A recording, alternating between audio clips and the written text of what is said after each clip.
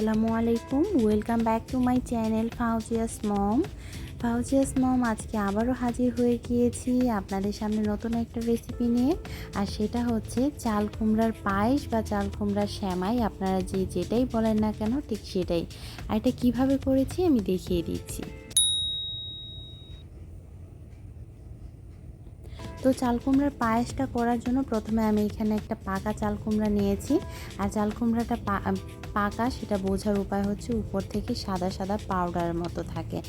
তো আমি চাল কুমড়াটা কেটে নিচ্ছি। আর এটা আমি কেটে নিয়েছি, ভালো করে খোসা ছাড়িয়ে নিয়েছি আর ভালো করে ধুয়েও নিয়েছি। এখানে আমি 4 টুকরো করেছি। তো আমি এখানে 1 টুকরো দিয়ে করব পায়েসটা, কারণ চাল কুমড়োটা বেশ বড় ছিল আর এই চাল কুমড়োটা আমার গাছেরই ছিল।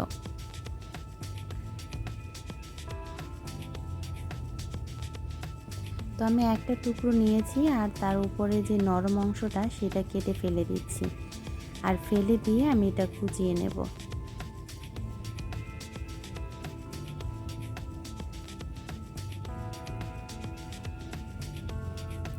তো চাল কুমড়া আমরা তো অনেক রকম পায়েস খেয়ে থাকি বা সেমাই খেয়ে থাকি, তবে চাল কুমড়োর সেমাই বা চাল কুমড়ার পায়েস যে হয়ে থাকে বা খাওয়া যায় সেটা হয়তো সবাই জানি না বা সবাই খায়ও নি, কারণ আমি নিজেই প্রথমবার খেয়েছিলাম। তো যারা খাননি তারা অবশ্যই এভাবে খেয়ে দেখতে পারেন একবার। আমার মনে হয় আপনাদের দারুণ লাগবে। তো আমি সবগুলো গ্রেট করে নিয়েছি গ্রেটারের সাহায্যে। আর এবারে আমি ভালো করে ধুয়ে নিচ্ছি। আর ধুয়ে আমি পানি নিংড়ে নিব। তো আপনারা এই পর্যায়ে চাইলে এটা ভাপিয়ে নিতে পারেন। আর ভাপিয়ে নিলে হবে কি, আপনারা যখন দুধ দিয়ে সে পায়েসটা করবেন তখন দুধে ছানা কাটবে না।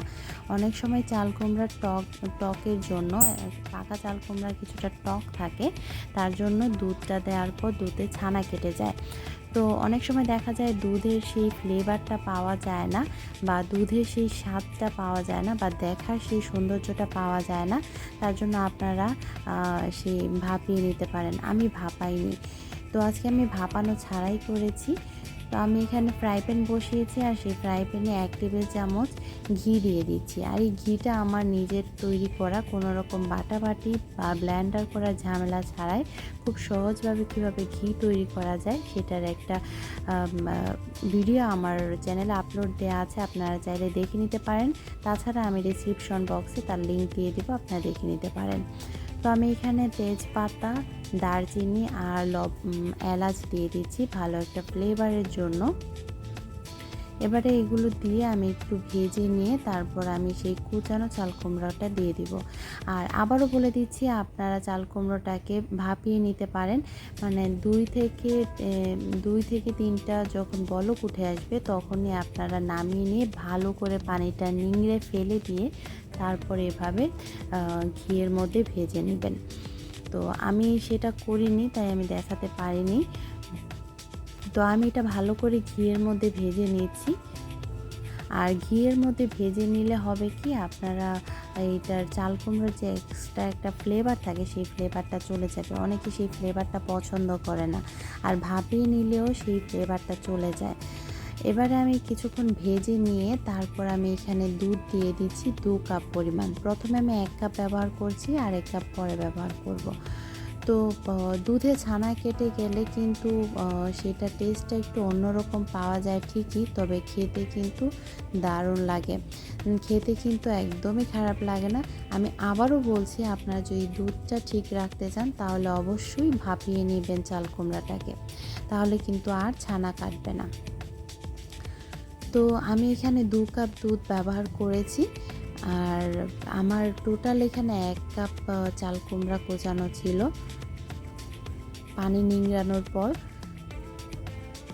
আর সেখানে 2 কাপ দুধ ব্যবহার করেছি আর চিনি ব্যবহার করছি 1 কাপ।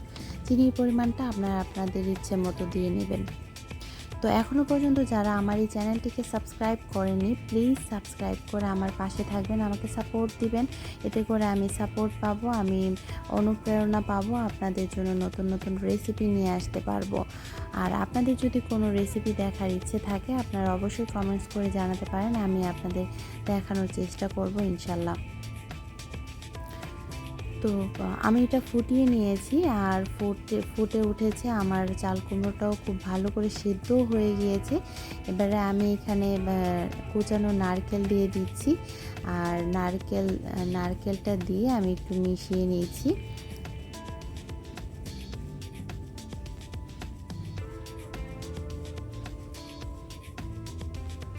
আর দিয়ে দিচ্ছি এখানে কিশমিশ।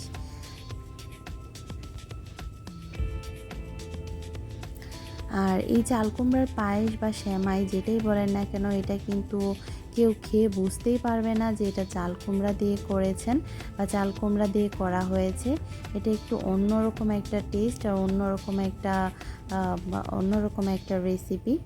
তো আমার এটা হয়ে গিয়েছে, এবারে আমি নামিয়ে নিচ্ছি আর সার্ভ করে দেখিয়ে দিচ্ছি। দেখুন আমার পায়েসটা কিন্তু দেখতে ঠিক কেমন লাগছে আমি জানি না আপনাদের কাছে।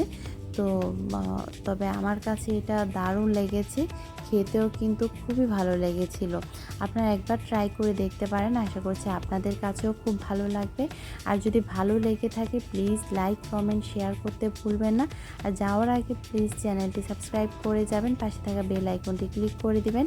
আর অবশ্যই ফ্রেন্ডস অ্যান্ড ফ্যামিলির সঙ্গে শেয়ার করে দিবেন ভিডিওটা, এতে করে আপনার দ্বারা তারা অনেক উপকৃত হবে, অনেক কিছু শিখতে পারবে, জানতে পারবে।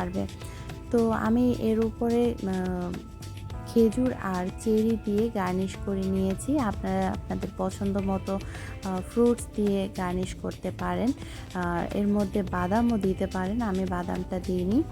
তো আশা করছি আপনাদের কাছে আমার এই ভিডিওটা ভালো লাগছে। তো আমার এই ভিডিওটা আজ এই পর্যন্তই, দেখা হবে নতুন কোনো ভিডিওতে, নতুন কোনো রেসিপি নিয়ে আসবো আবারও। তো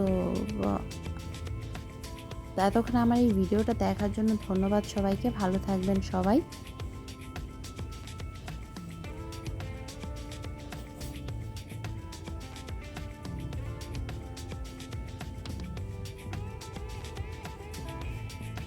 আল্লাহ হাফিজ।